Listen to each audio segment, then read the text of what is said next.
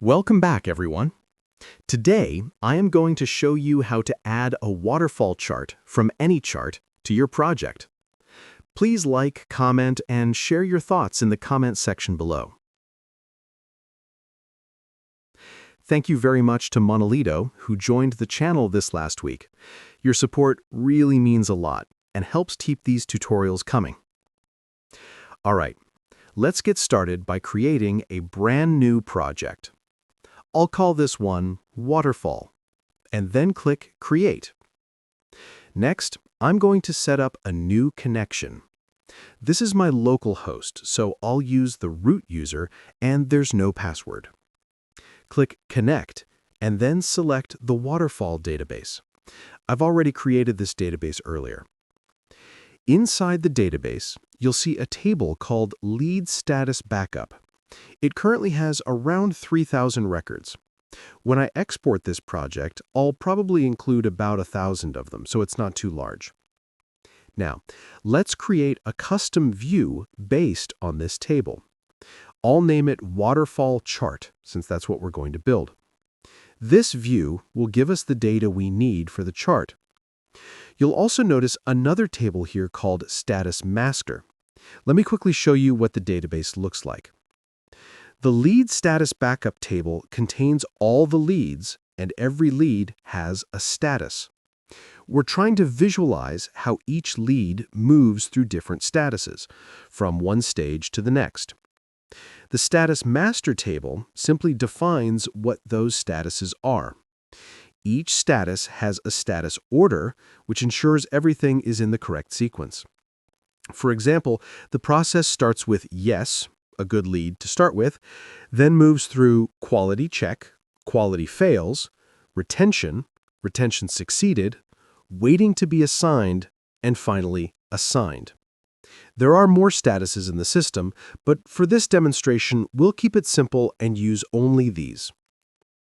Setting up the custom view. Back in the project, I'll open the Waterfall Chart view and update the SQL query completely. This query will return a count per status ordered properly according to the status sequence. Right now, I've hard-coded the year 2025 and the month. Later, in another tutorial, I'll show you how to make this dynamic, but for now, we'll keep it simple. This query joins the Lead Status Backup table with Status Master, which we looked at earlier. When we preview the results, you'll see the statuses listed in order: yes, quality, quality fails, QCM retentions, broker bench black, and so on. The broker bench black status indicates that the lead has reached its final stage, meaning it's already assigned to a broker. Next, let's go to the page designer for the Waterfall Charts list page. You'll see 3 default fields here.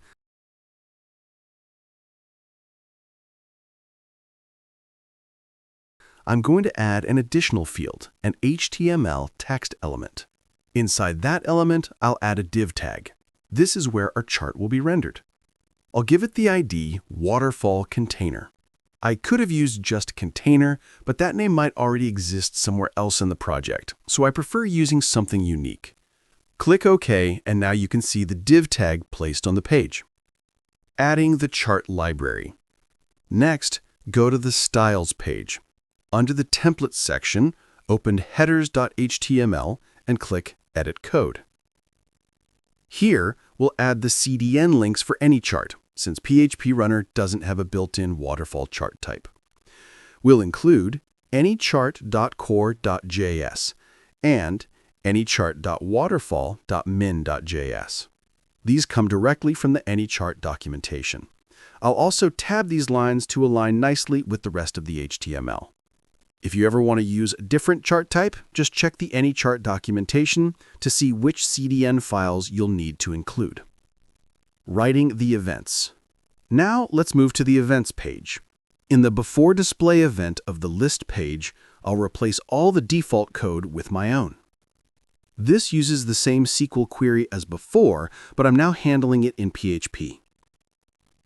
Here, I'm creating 2 arrays, labels and values. During the loop, both arrays are populated with data from the query.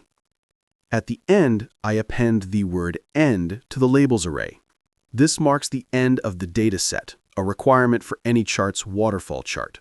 Then I pass both arrays to JavaScript using proxy variables. JavaScript onload event. Next, in the JavaScript onload event, we'll use those proxy variables. Here's what's happening. We take the labels and values arrays from PHP, we calculate the differences between each value, then we build the final chart data array. We create the chart using AnyChart.waterfall and then set the data using our calculated values. The chart is rendered inside the waterfall container div we created earlier using chart.container waterfall container and finally drawn with chart.draw. Styling the chart container. Before we move on, let's give the container a bit of style. Go back to the Styles page, click Modify CSS and add this. It sets the width 100% and the height 500 pixels. This ensures our chart fills the width of the page and has enough height to be visible. Adding helper functions. Now, let's head to Custom Functions.js. This is under the global events. I'll remove everything and add two new functions.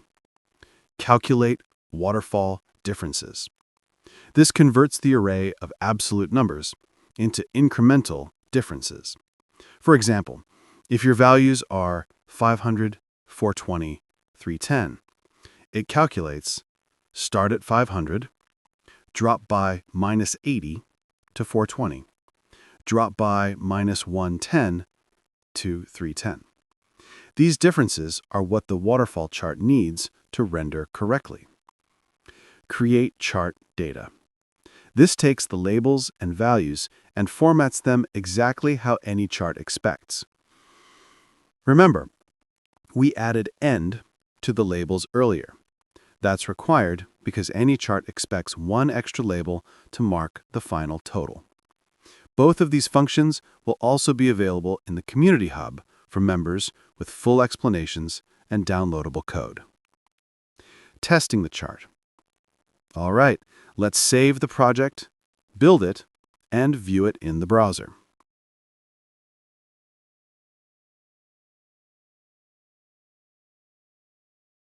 The lead status backup table is our base data, and the waterfall chart page is what we've just built.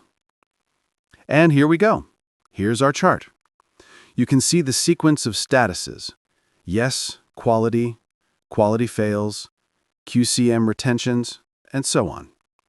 The first bar shows the starting value, 589 leads for October. Then we drop by 26 on quality, another drop on quality fails, and 47 fewer on QCM retentions. Then retention sales picks things up by 4, DA appointment adds 457, and broker bench black adds another 33. Finally, the end label shows the total, 546 leads at this point in time. Just so you know, this data changes daily since a cron job runs in the background to update it automatically. And that's it. We've successfully built a waterfall chart in PHPRunner using AnyChart. If you found this helpful, please like, share, and subscribe.